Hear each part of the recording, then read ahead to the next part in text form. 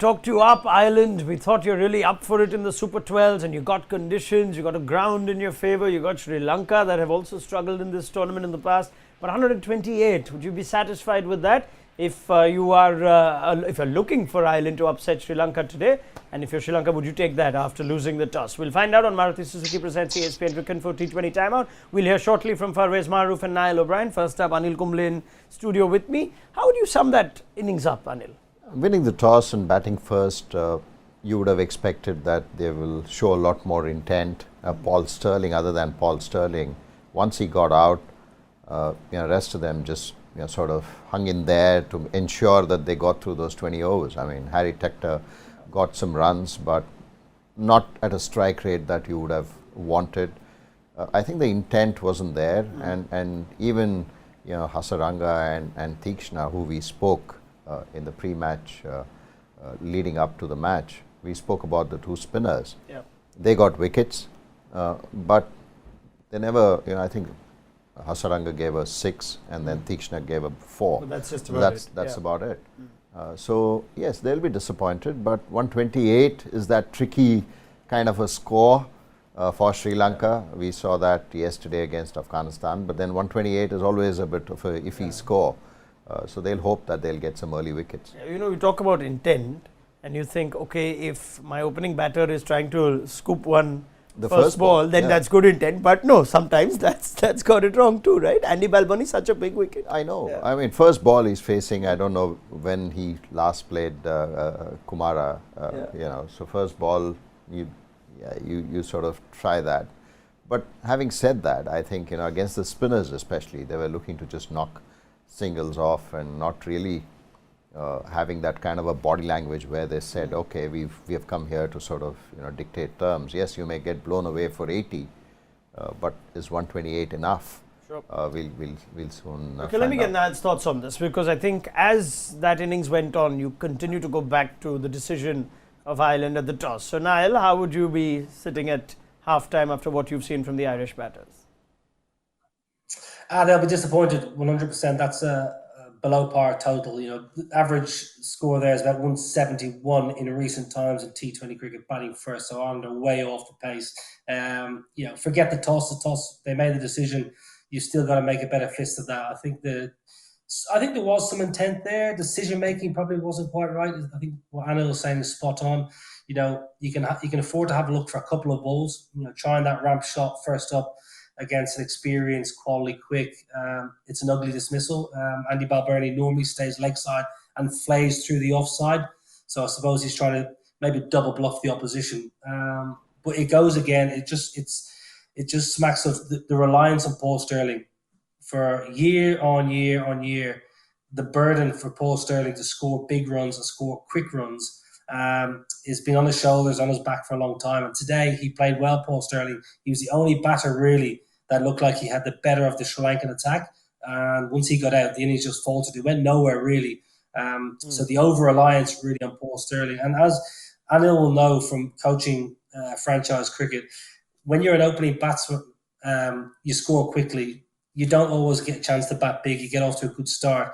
But Paul Sterling sometimes is stuck now. Do I bat long or do I play my natural game? And today he was playing nicely, just not getting the support. So it's disappointing for Ireland. I think they were below par at the bat. I must say, I thought Sri Lanka were excellent with the ball. I'm sure Rufi will talk about that in detail. But I thought they were excellent with their plans, their execution.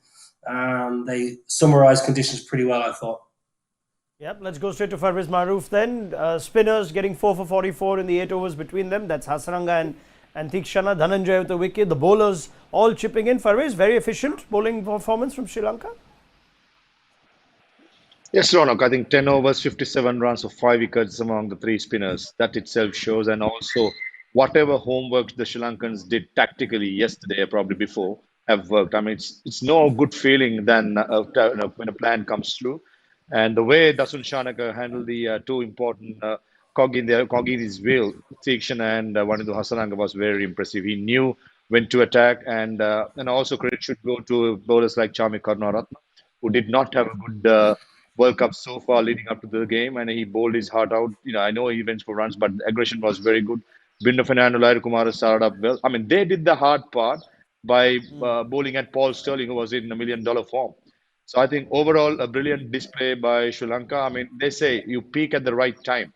Initially in the qualifiers, the Sri Lankans were not nowhere near the best cricket they used to play, but they started really well. 128, I think I'll take it any day. All right, so very good from Sri Lanka, and we'll see if Ireland's bowlers can perhaps steal this from what their batters have done. Even if they do the job, it's not like we'll be looking at the batting as the contributing factor. Niall rightly pointing out the average first innings score here over 170. But one thing you notice in these grounds, Anil, I think it's a pattern that will be common to the World Cup, is when we see some shots connect and we think, oh, that's going to go for six. And again, the big factor of the dimensions and boundaries come in. I'd love to get deeper into this with you, with what it takes for a batter to change the way he plays when he sees certain boundaries, differ from ground to ground, especially in Australia. You just have to be aware. I mean, that's your smarts of batting and adjustments that one need to make based on the conditions that are available to you. One is the pitch and the other is the boundary ropes, how far they are. And yes, the square boundaries were shorter, but then if you're going to hit diagonally towards cow corner or long on, then you're trying to hit a 80-meter six. That's not good enough. And then plus you need to also look at the wind factor in these kind of grounds, especially in Hobart, where if you're hitting against the breeze, then there's no way that you're going to hit a six easy. So yeah, you need to be aware, and with a bigger boundary, you also have the opportunity to hit in the gaps and take a run twos, threes. So that's something that Ireland didn't do, and Sri Lanka need to. They're also power hitters, they're also boundary hitters, so you would want Sri Lanka also to be watchful of that and not just hit boundaries but also take those gaps and run twos and threes. Yeah, there's a theme we're going to come back to as we see more and more cricket and more teams and batters play in the Super 12s. Big wicket in this innings though was that of Paul Sterling. Niall mentions that, and it took a great catch to dismiss the most important batter in the Ireland setup. Bhanuka Rajapaksa took that, whose fielding seems to have just come around, and I wonder if his IPL stint had something to do with that, Anil. No, I think he did everything for Punjab. He kept wickets, which probably was his first. He's a good cricketer. He's experienced. He's very well balanced in his thought process and the way he goes about his innings. Fantastic batter. We know that. We've seen that in the Asia Cup. He hasn't come to his terms, his elements in the World Cup yet. Perhaps today could be the day. And he's a fantastic timer of the ball. I mean, the way he hits those sixes, he just clips it. It looks so elegant. And yeah, on the fielding front, it was good to see him dive about and take a catch. He had a point to prove to Sri Lanka at the time. When he was playing the IPL, I don't think he was part of selection at the time. No, he wasn't. He wasn't a part of the setup at all. So he made a big statement, bold statement, having played in the IPL, and the way he sort of gave us those fantastic starts. Everybody certainly started noticing Bhanuka Rajapaksa and saying, oh, where did he come from? And he was always there. I think the previous World Cup in Abu Dhabi and Dubai, that's where I sort of noticed Banu before the auction, and it was fantastic to see him come around, and I'm really happy that he's gone on to again represent Sri Lanka and win the Asia Cup title for them. Yeah, he's now an all-rounder, isn't he? Farveez, you can keep wicket if you want. He's an outfield if you want. But there is a lighter element to watching Banu do what he does in the field. I mean, I would like to start by showing this picture, what Banu has uploaded on Anil Kumble, saying that never a dull moment when coaches take a selfie. So I would like to know what Anil Kumble was trying to get him or feed him. So well done. Yeah. Let's ask him. Do you remember that selfie? No, that was after the first game. He sort of won us the game against RCB. It was. He took Hasaranga down. He took Hasaranga down. And he told me, before the start of the game, saying, "Look, don't worry, coach, I'll take Hasaranga down." So I said, "Yeah, you better do, because you play him every day in the nets." So yeah, it was really nice of Banu to do that, and he's a fantastic cricketer. I'm really happy for him that he's come back and playing for his country. Yeah, Farveez, please.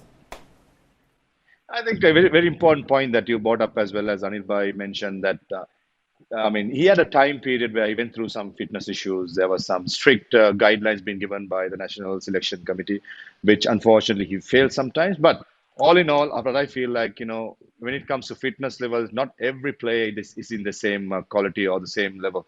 You need to sometimes treat players differently. But what important is in giving the level and trying to maintain that level. That's a professionalism. I mean, there are fielders who are brilliant. There are fielders who are safe.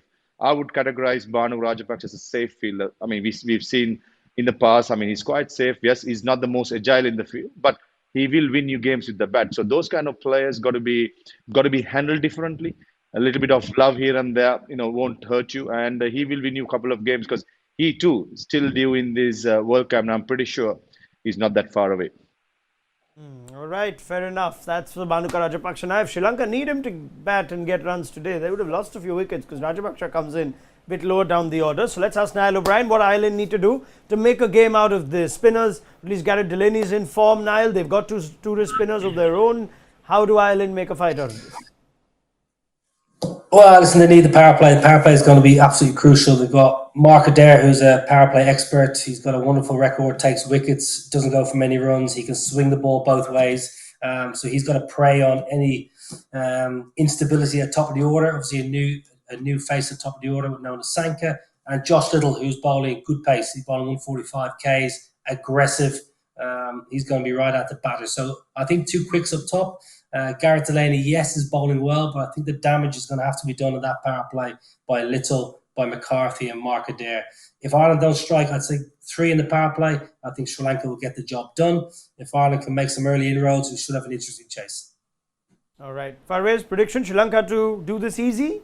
That's always a dangerous prediction in the World Cup.